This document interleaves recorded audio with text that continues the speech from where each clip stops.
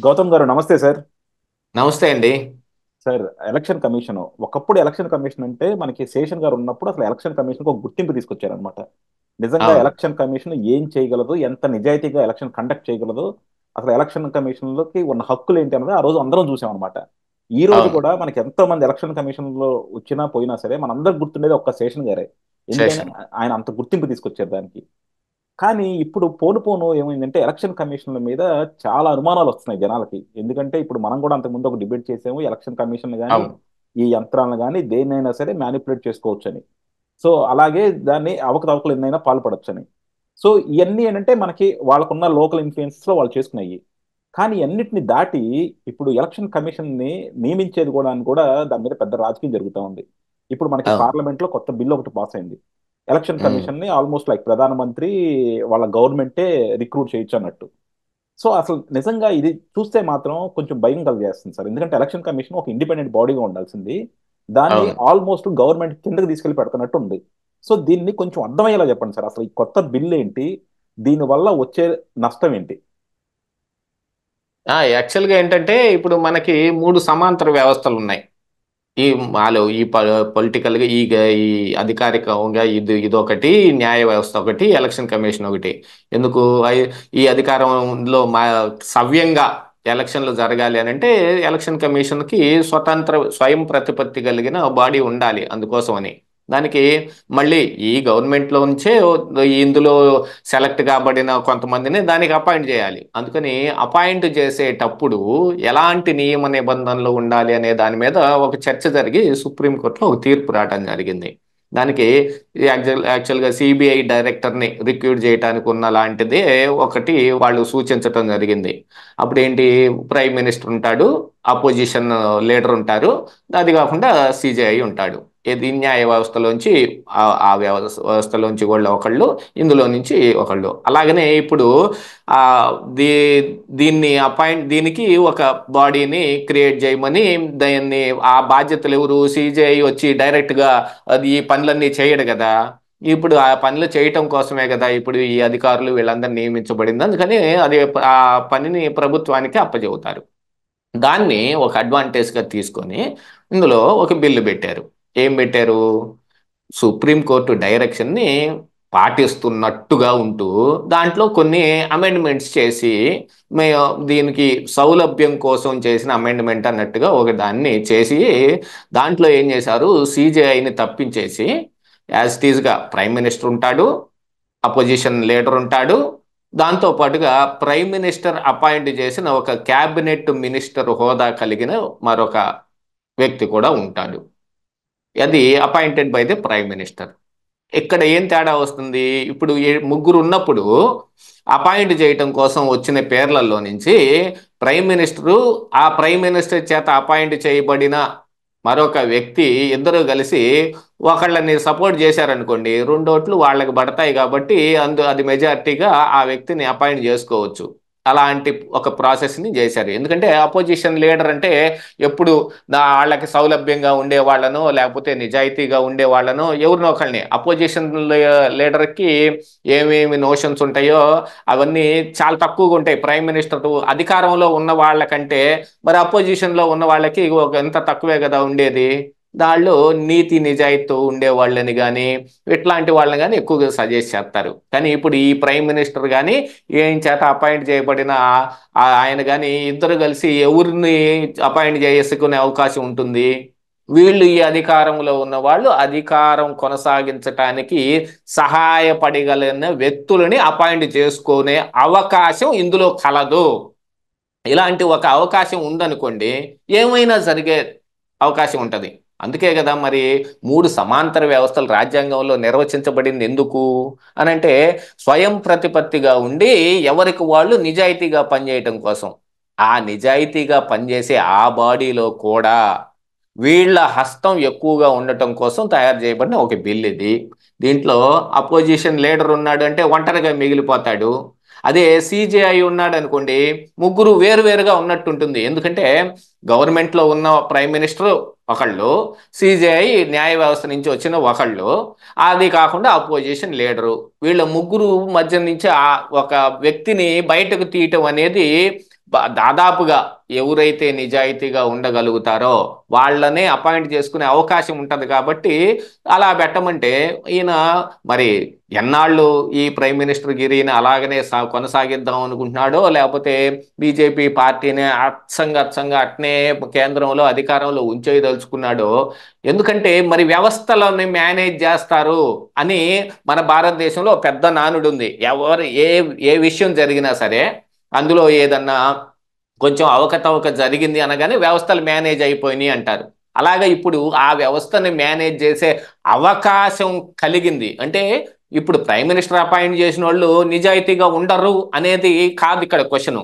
కానీ అలా ఉండకుండా ఉండే వాళ్ళని అపాయింట్ చేసుకునే అవకాశం మరి ప్రైమ్ మినిస్టర్ కలిగింది కదా, అటువైపు ఎక్కువ మొగ్గు చూపుతుంది కదా.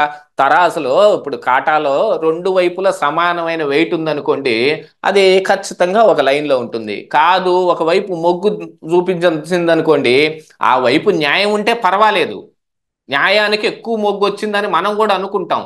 కానీ అన్యాయం ఉంటే ఆ మొగ్గు వైపు అన్యాయం జరిగినట్టే కదా. మరి ఇప్పుడు ఈ రాజ్యాంగం కానీ మనం ఒక వ్యవస్థను కానీ ఏర్పాటు చేసుకుంది ఎందుకు? దరిదాపుగా సమాంతరంగా సమానంగా ఉండటం కోసం. ఒకవైపు ఎక్కువగా ఫేవర్ జరిగే విధంగా ఉండకూడదు అనేది రూలు. కానీ మరి వాళ్ళు ఏం చేస్తారు, అలా ఫేవర్గా ఉండటం కోసం ఎక్కువ ప్రయత్నాలు చేస్తూ ఉంటారు. అధికారంలో ఉండేవాళ్ళు ఎప్పుడు ఆ అధికారం అచ్చంగా తమ కోసమే అట్టి పెట్టుకొని ఉండేటట్టుగా ఏమేం కుదురుతాయో అవన్నీ చేద్దామని ట్రై చేస్తూ ఉంటారు. ఒక్కోసారి బెడ్స్ కొడతా ఉంటాయి. మళ్ళీ ఒకవేళ దీని మీద మళ్ళీ కోర్టుకు వెళ్తే కోర్టు ఆల్రెడీ డైరెక్షన్ ఇచ్చింది సిజేఐ కూడా ఉండాలి అనే విషయాన్ని. కాబట్టి మరి వాళ్ళు ఏమన్నా దీన్ని మళ్ళీ పునరాలోచించండి అని, లేకపోతే సిజేఐ ఎందుకు లేడని క్వశ్చన్ చేసే అవకాశాలు వాళ్ళకే ఉంటాయి. ఇప్పుడు ఆ న్యాయ వ్యవస్థ కూడా ఒకటి ఉంది కాబట్టి ఇలాగా చాలా బిల్లులు మనకి స్వాతంత్రం వచ్చిన దగ్గర నుంచి ఎవరికి ఏ పార్టీ మారినా వాళ్ళకి ఫేవర్గా ఉండే పనులు చేయబోతుంటారు కదా. కానీ అలాంటిది ఇంకో డౌట్ అండి, అంటే పార్లమెంట్ లో ఒక బిల్ వస్తే దాన్ని మళ్ళీ కోర్టు సవాల్ చేయవచ్చా? ఎందుకంటే ఇప్పుడు మన అసెంబ్లీలో, మన స్టేట్ అసెంబ్లీలో పాస్ చేసిన బిల్స్ సవాల్ చేస్తాం. కానీ పార్లమెంట్ లో ఎక్కడైతే మన కాన్స్టిట్యూషన్ చేస్తారో, అమెండ్మెంట్స్ చేస్తారో, వాటిని మళ్ళీ మన కోర్టులో సవాల్ చేయొచ్చా? ఎందుకంటే మనకి ఎందుకు చేయకూడదండి? ఉండవల్లి గారు కూడా ఇలాగే చెప్తా ఉన్నారనమాట, స్టేట్ డివిజన్ బిల్ ని మనం ఇప్పటికీ సవాల్ చేయొచ్చు అని. కానీ 10 సంవత్సరాలు అయిపోయింది, దాని గురించి చేసింది ఏమీ లేదు. అలాగే సవాల్ చెయ్యొచ్చు, సవాల్ చేయొచ్చు, చేయకూడదని ఏం లేదు. రైతులు బిల్లు ఒకటి తీసుకొచ్చినప్పుడు పంజాబ్ రైతులందరూ వచ్చి గోల్ జరిగినప్పుడు బిల్లు ఎందుకు తీసుకున్నారు చెప్పండి? అది కోర్టు ద్వారా వెళ్ళలేదు కదా, వాళ్ళు జరిగిన యాజిటేషన్ వల్లే చేశారు, అంతే కదా. యాజిటేషన్ వల్ల కాదు, దానికి కోర్టులు కూడా స్పందించాయి కాబట్టి ఆ విషయం జరిగింది. ఆ కోర్టు కూడా దాని మీద వాళ్ళ అభిప్రాయాన్ని వ్యక్తం చేయటం జరిగింది. కాబట్టి ఇది ఎక్కువగా పెద్ద గోల అయితే దీన్ని ఏమన్నా చేసుకునే ఆస్కారం ఏమైనా ఉంటదేమో, ఒకవేళ మనం దీన్ని మళ్ళీ పెట్టలేకపోవచ్చేమోనని వెనక్కి తీసుకున్నారు దాన్ని వాళ్ళు. అంటే ఫర్దర్ గా ముందుకెళ్లకుండా స్టెప్ ఆపుకున్నారు. అలాగనే బిల్ అయిపోతే ఇది చేయటం కుదరదని ఏముండదు. కుదిరే ఇప్పుడు కేంద్ర ప్రభుత్వం అయినా సరే, రాష్ట్ర ప్రభుత్వం అయినా సరే, ప్రభుత్వమే. ప్రభుత్వం ఎలా పనిచేయాలో అలానే పనిచేయాలి. వీళ్ళకి తక్కువ అధికారాలు, వాళ్ళకి ఎక్కువ అధికారాలు ఉండటం ఏముండదు. ఇక్కడ అసెంబ్లీలో చేసిన బిల్లుని సవాల్ ఎలా చేయగలుగుతారో, పార్లమెంట్లో చేసిన బిల్లును కూడా అలాగనే సవాల్ చేసే అవకాశం రాజ్యాంగంలో ఉంటది. అది రాజ్యాంగం అందరి కోసం, అన్ని వ్యవస్థల కోసం తయారు చేయబడింది. ఇక్కడ రాజ్యాంగాన్ని అమెండ్మెంట్ చేసుకునే అధికారమే పార్లమెంట్ ఉంది కదా. రాజ్యాంగాన్ని అమెండ్మెంట్ చేసుకునే అధికారమే పార్లమెంట్ ఉంది కదా. రాజ్యాంగాన్ని అమెండ్మెంట్ చేసుకునే అధికారం ఉంటది, ఎమర్జెన్సీ పెట్టుకునే అధికారము ఉంటది. అన్ని రకాల అధికారాలు ఉన్నా కూడా వాళ్ళని నియంత్రించే అధికారం యువతల న్యాయ వ్యవస్థకు కూడా ఉంటది. అదే సమాంతర వ్యవస్థలు. ఇప్పుడు దాని గురించి ఆ సమాంతర వ్యవస్థల్ని ఎలాగోలా మొత్తం తీసుకొచ్చి వాళ్లలో కలిపేసుకుందామని చేసే ప్రయత్నాలు అన్నమాట ఇవన్నీ. రేపు సిజేఐని అపాయింట్ చేయడానికి కొలీజియం ఎందుకుంది, దాన్ని కూడా వీళ్ళే ఎందుకు పెట్టుకోలేకపోతున్నారు? ఇప్పుడు ఈ ఎలక్షన్ కమిషన్ కూడా అలాగనే ఒక కొలీజియం టైప్ లోనే ఇప్పుడు ఈ బాడీని ఏర్పాటు చేయమంది. ఎలక్షన్ కమిషన్ కూడా వీళ్ళే అపాయింట్ చేసుకుందామనే ప్రయత్నాలు జరుగుతున్నాయనే కదా ఇలాంటి బాడీ ఏర్పాటు చేయాల్సి వచ్చింది. ఆ వ్యవస్థలో అయితే ఏలు పెడతాం కానీ ఈ వ్యవస్థలో ఏలు పెట్టం అని అనరు కదా న్యాయ వ్యవస్థ. న్యాయ వ్యవస్థలో అన్నిటికీ ఆస్కారం ఉంటుంది. ఏ ఒక్కదాన్ని ఇది బాటమ్ లైన్ అని కొట్టేసి పెట్టలేదండి న్యాయ వ్యవస్థలో. న్యాయ వ్యవస్థ దానికి తగినట్టుగా అందులో ఉన్న దాన్ని బట్టిగా ఎప్పటికప్పుడు వాళ్ళు కూడా నిర్ణయం తీసుకునే అధికారం వాళ్ళకి సొంతగా కూడా ఉంటుంది. ఇప్పుడు సుమోటాగా కేసులు తీసుకునే అధికారం ఉన్నట్టుగానే దీని మీద కూడా తీసుకునే ఎవరైనా దీని మీద పిల్లు వేస్తే ఆ పిల్లుని యాక్సెప్ట్ చేయాలా లేదా అనే అధికారం వాళ్ళకి ఉంటది.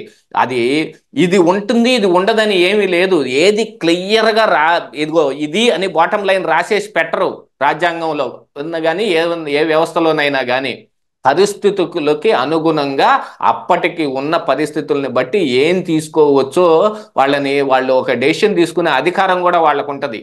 అప్పుడు దాన్ని ఆ బిల్లుని వాళ్ళు తిరస్కరిస్తే మేము తీసుకోవటం కుదరదని అంటే మనం ఏం చేయటానికి ఏం లేదు. కానీ మేము తీసుకుంటాం, దీని మీద మేము చర్చ చేస్తాం, దీని మీద విచారణ జరిపిస్తాం అన్నారంటే గ్యారంటీగా విచారణ జరగాలి. మీరు విచారణ చేయటానికి వీలు లేదని వీళ్ళు ఆ పార్టీ కాదు. వాళ్ళు తీసుకుంటే గనక వాళ్ళుగా మేము తీసుకోం అన్నంటే ఇక లేదు లేదు మీరు తీసుకోవాల్సిందే అని మనం ఒత్తిడి చేయటానికి ఎంత లేదో తీసుకున్న దాన్ని మీరు తీసుకోవద్దు కాదని చెప్పటానికి వీల్లేదు. అలాంటి మొత్తం వెసులుబాటుని కల్పించింది. ఇదే మరి స్వేచ్ఛ స్వాతంత్రం అని అంటే. స్వాతంత్రంలో అన్నీ సాధ్యమే.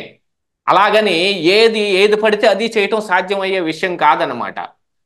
దానికోసం ఈ రాజ్యాంగంలో ఉన్న వీటన్నిటిని బట్టి ఆ జడ్జి అప్పుడు ఉన్న నిర్ణయం ఏం తీసుకుంటారు, సిజేఐ ఏం తీసుకుంటారు అనే దాని మీద ఆధారపడి ఉంటది. కానీ దీని మీద కూడా గ్యారంటీగా తీసుకునే అవకాశాలు ఉన్నాయి.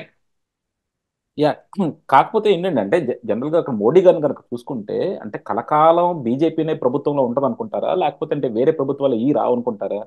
ఈ రోజు ఈయనకు అనుకూలంగా ఉండొచ్చు, ఎందుకంటే ఈయన ఇప్పుడు ప్రభుత్వంలో ఉన్నారు కాబట్టి ఈయనకు అనుకూలమైన మనిషిని పెట్టుకొని మళ్ళా ప్రభుత్వంలోకి వద్దామని ఈయన అనుకుని ఉండొచ్చు.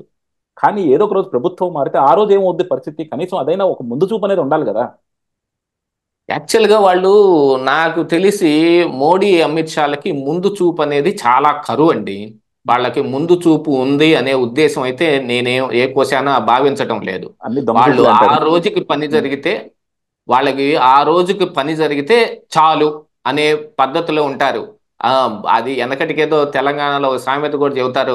అప్పుడు నిజాం ప్రభువులు ఉన్నప్పుడు ఒక పోలీస్ ఆయన పని చేయటానికి ఆయనకి తుపాకీ అను ఉద్యోగం ఇచ్చారంట. కానీ అతనికి బాగా తాగే అలవాటు ఉంటే ఆయన ఆయన ఆయన చెప్పాడు, ఆజ్ బందూక్ బేచ్కే పియంగే కల్ కిస్మత్ అచ్చా హై తో ఫిర్ బందూక్ ఖరీదేంగే అన్నాడండి. అయ్యి వాళ్ళకి పని జరిగిపోయింది కదా, ఆయన తాగటానికి డబ్బులు వచ్చేస్తాయి. రేపు ఫ్యూచర్ బాగానే ఉంది, ఎవరికి ఏం కాలేదనుకోండి, ఏదన్నా డబ్బులు వచ్చినప్పుడు మళ్ళీ తాకట్టు పెట్టిందన్నో అమ్మేసిందన్నో తిరిగి మళ్ళీ కొనుక్కుంటాడు. అలాగా వీళ్ళు కూడా అంతే. ఈ రోజుకి పని గడిస్తే చాలు, ఏ బిల్లునైనా చూడండి వాళ్ళు ఆ రోజుకి పని గడిస్తే చాలు అనుకునే లాంటి బిల్లులు ఎక్కువగా పార్లమెంట్లో ప్రవేశపెట్టబడ్డాయి. ఇది ఎస్పెషల్లీ నరేంద్ర మోడీ పిఎం అయిన తర్వాత దగ్గర నుంచి. ఏది ఎటు తిరిగి ఏం చేసి వచ్చినా వాళ్ళకేం ఉపయోగం జరుగుతుంది, వాళ్ళు ఎంతకాలమును అధికారంలో అట్లాగనే కొనసాగటానికి వీలుందో వాటిని మాత్రమే చేస్తారు. యాక్చువల్గా ఈ బీజేపీలో ఇంతకు ముందున్న బీజేపీ అది వేరే, తీసి పక్కన పెట్టండి. నరేంద్ర మోడీ అమిత్ షాలు దీన్ని వాళ్ళ హస్తగతం చేసుకున్న తర్వాత దగ్గర నుంచి బీజేపీ పార్టీ మొత్తం టోటల్గా కేవలం అధికారం అనే ఒక్కదాని కేంద్రీకృతంగా తిరుగుతూ ఉంది. ఏ ప్లాన్ వేయనండి అధికారం, ఏ ఏ పని చేయనండి అధికారం, ఏ ఇష్యూ ఎత్తుకొనివ్వండి అధికారం, వాళ్ళు ఎంతకాలంలో అధికారంలో ఉంటారు అనే దాని గురించి. రేపు అధికారం మారినప్పుడు ఇవన్నీ వీళ్ళకే అడ్డం పడతాయి. అందుకనే కదా ఇప్పుడు చాలా మంది చాలా బిల్లుల్ని పెట్టాలి పెట్టాలి పెట్టాలి అని ఆశిస్తూనే ఉంటారు. కానీ ఇది పెడితే ఇప్పుడు వీళ్ళకి ఉపకరించవచ్చు, రేపు అధికారం పోయినప్పుడు ఎదుటి వాడికి ఉపకరించుద్ది అనే దాని కొద్దీ చాలా మంది ఆగుతారు. వీళ్ళు అలా ఆగే వాళ్ళు కాదనమాట. ఈ రోజుకి పని గడిస్తే చాలు, ఏం జరిగితే ఏముంది, రేపు కొత్త ఐడియా వేస్తాం, హమారే పాస్ దిమాగే హమ్ ఫిర్ ఏక్ ఔర్ ఐడియా దాలేంగే అని అనుకుంటారేమో. మరి అలాగా ఆలోచిస్తారేమో తెలియదు. కాకపోతే ఇక వాళ్ళు చేస్తున్న పనులన్నీ కూడా ఇలాగ అనుకుంటానికే వీలుగా ఉన్నాయిగా. వాటన్నిటిని బట్టి చూస్తే వీళ్ళకి ఏదో బాగా ఫ్యూచర్లో ఏదో లాంగ్ రన్ ఐడియాలజీ తోటి చేస్తున్నారనేది మాత్రం నేను అనుకోవట్లేదు. డెఫినెట్ గా సార్, ఎందుకంటే వీళ్ళకి ఎప్పుడు కూడా అధికారంలోకి ఉండాలి, ఈ రోజు అధికారంలోకి ఏం కావాలో దాన్ని ఎలా చేసుకోవాలో అయ్యే చేసుకుంటా ఉన్నారు తప్ప నిజంగా లాంగ్ టర్మ్ వ్యూ అన్నది మాత్రం వాళ్ళకి ఎక్కడ కనపట్టలేదు. కాకపోతే ఏంటంటే డెఫినెట్ గా జనాలందరికీ ఉన్న ఒక భయం కూడా ఏంటంటే మళ్ళీ వీళ్ళు కనుక బీజేపీ వాళ్ళు అధికారంలోకి వస్తే ఎలక్షన్ లేని దేశంగా కూడా చేస్తారేమో అన్నది ఒక భయం ఉంది ఎలాగోలా. సో ఈ ఇండియా కూడా చాలా వాటిని చూసిందండి. వీళ్ళేం కొత్త కాదు. అవును, వీళ్ళకంటే డెఫినెట్. ముందు ఇంకా చాలా మంది హేమీలు మహామహులు ఆరితేరిన వాళ్ళు తలపండిన వాళ్ళు ఉన్నారు. ఇందిరాగాంధీ ఎమర్జెన్సీని తట్టుకొని ఇండియా మళ్ళీ స్వాతంత్రం వైపుగానే ఉంది. అసలు ఈ ఇండియా ఏర్పడటం కంటే ముందు కూడా బ్రిటిషర్స్ ఇక్కడ చాలా పనులు చేద్దాం అనుకున్నారు, కానీ చెయ్యలేకపోయారు. మీరు ఒకసారి ఈ అప్రస్తుతమే అయినప్పటికీ కూడా మనం ఇక్కడ ప్రస్తావించుకోవాల్సిన అంశం ఏమిటంటే, బ్రిటిష్ వాళ్ళు ఆక్రమించిన చాలా దేశాలు, చాలా నాగరికతలు అన్ని మటుమాయం అయిపోయి మొత్తం క్రిస్టియానిటీ వైపుగా దారి తీశాయి. అమెరికాలో రెడ్ ఇండియన్స్ మొత్తాన్ని ఎరాడికేట్ చేసేసి అక్కడ మొత్తం అక్కడ ఉన్న మెస్పటోనియన్ ఆ, నాగరికత మొత్తాన్ని సమూలంగా నాశనం చేసేసి మొత్తం క్రిస్టియానిటీ చేసినట్టుగా ప్రపంచంలో చాలా దేశాలని క్రిస్టియానిటీ వైపుగా ట్రావెల్ చేపించగలిగారు. కానీ ఇండియాలో అంత ప్రభావం ఎక్కువ చూపించలేకపోవటానికి కారణం ఏంటయ్యా అంటే, వాళ్ళకంటే ఎక్కువ స్థాయిలో ఇక్కడ ఆ, అభివృద్ధి ఆల్రెడీ ఉండటం, ఈ అభివృద్ధిని చూసి దోచుకుంటానికే కదా వచ్చింది. అలాంటి దాంట్లో పోతూ పోతూ వాళ్ళు సెక్యులరిజం అనే ఒక మంట పెట్టిపోయారు. ఆ మంటను పట్టుకొని ఇప్పుడున్న రాజకీయ నాయకులు ఏదో ఆటాడే ప్రయత్నం చేస్తున్నారు, కానీ ప్రజలు మాత్రం వాళ్ళు అనుకున్నది చేయటానికి ఉన్నారు. అందులో నుంచే ఈ ఎమర్జెన్సీ లాంటి హేమ ఇప్పుడు ఏముందండి ఎమర్జెన్సీ అంటే, ఇప్పుడు పాకిస్తాన్లో ముషారఫ్ ఆక్రమించేశాడు. అక్కడంతా అప్పుడు ఏం జరిగిపోయింది? అసలు ఎన్నికలనే ఉన్నాయా? లేకుండా పోయిందిలా. ఆ తరువాత మళ్ళీ ఆ, వాళ్ళు ముషారఫ్ అంతటి ఆయనకే ఒక ఆలోచన కలిగి ఎన్నికలు పెట్టి ఆయన వదులుకోవాల్సి వచ్చింది. కానీ ఇక్కడ ఎమర్జెన్సీని ఎక్కువ కాలం కొనసాగించలేకపోవటానికి కారణం ఏంటంటే, ఇక్కడ ప్రజల్లో ఉండే తిరుగుబాటు వేరు. ఎందుకంటే మనం స్వాతంత్రం సాధించిందే ఒక పెద్ద ఉద్యమంలోంచి. అలాంటి ఉద్యమం ఒకటి నడిస్తే వీళ్ళందరూ సముద్రంలో కాకిరెట్లా కొట్టుకుపోవటమే. ఈ పార్టీలు కానీ వీళ్ళ మంత్రాంగాలు కానీ ఏం మిగలవు. మొత్తం మిలిటరీ రూల్ చేద్దామని అనుకుంటే మిలిటరీ కంటే పెద్ద ఎక్కువ సైన్యం ప్రజల్లో నుంచే ఉంది. ఆ విషయం గుర్తుపెట్టుకోవాలి. తుపాకులు ఎవరిని ఆపలేవు, గుళ్ళు ఎవరిని ఏ ఉద్యమాన్ని అణిచివేయలేవు. వాటన్నిటిని గుర్తుపెట్టుకుని వీళ్ళు కూడా జాగ్రత్తగా వ్యవహరించాల్సిన అవసరం ఉంది ఇందులో. కాకపోతే ఏంటంటే, ఇప్పుడు వీళ్ళు చేస్తుంది ఏంటి? రాజ్యాంగంలో ఉన్న లొసుగుల్ని వాడి ఎక్కువ కాలం మనం ఎలా ఉండాలి అంటే, రాజ్యాంగబద్ధంగానే ఉండే వాటిని ఎలా వాడాలి అని చూస్తూ ఉన్నారు. దానికి కూడా వస్తుంది, ప్రతి రోగానికి ఒక మందు కనిపెట్టబడుతుంది. అలాగనే ప్రతి ఐడియాకి ప్రతి ఐడియా ఉంటుంది, ఎదురు అపోజిట్ ఐడియా ఉంటుంది. ఆ ఐడియా వేస్తే ఇది ఎందుకు ఈ ఐడియా వేస్ట్ పోయింది అని అంటే దాన్ని బట్టి తెలుస్తుంది అనమాట. కానీ సాగినంత కాలం నేనే రాజు అన్నాడు, కానీ ఇప్పుడు రాజ్యం పోయిన తర్వాత ఏం చేస్తాడు? ఏం చేయలేడు. వేరే వాళ్ళ చేతుల్లోకి వెళ్ళాల్సిందే. అభివృద్ధి అంటే పక్కనోడి చేతుల్లో కొంతకాలం ఉంటే మన చేతుల్లో ఎంత కాలం ఉందో పక్కనోడి చేతుల్లో కూడా అంతకాలం ఉంటేనే అభివృద్ధి ఎక్కువగా జరిగేది. ఎప్పుడు నీ చేతిలో పెట్టుకుంటే నువ్వు అభివృద్ధి చేయలేవు. నువ్వు ఒక్కడవే మొనగాడివి కాదు. అది ఫ్యూడల్ సిస్టమ్ అవుద్ది కానీ డెమోక్రటిక్ సిస్టమ్ కూడా అవ్వదు. యా, కాదు. Thank you sir. ఎందుకంటే డెఫినెట్గా ఏంటంటే ఎలక్షన్ కమిషన్ కనుక ఇది జరిగితే మీరు అన్నట్టు ఒకవేళ కోర్టులో ఛాలెంజ్ చేయగలిగితే బాగానే ఉంటుంది. లేనప్పుడైనా సరే కనీసం ప్రజల్లో నుంచి అన్న కొంచెం తిరుగుబాటు వచ్చి ఎలక్షన్ కమిషన్ అన్న కొంచెం నిజాయితీగా వచ్చేలాగా, నిజాయితీగా నియమించేలాగా చూస్తారని ఆశిద్దాం సార్. థ్యాంక్ యూ అండి. Thank you very much.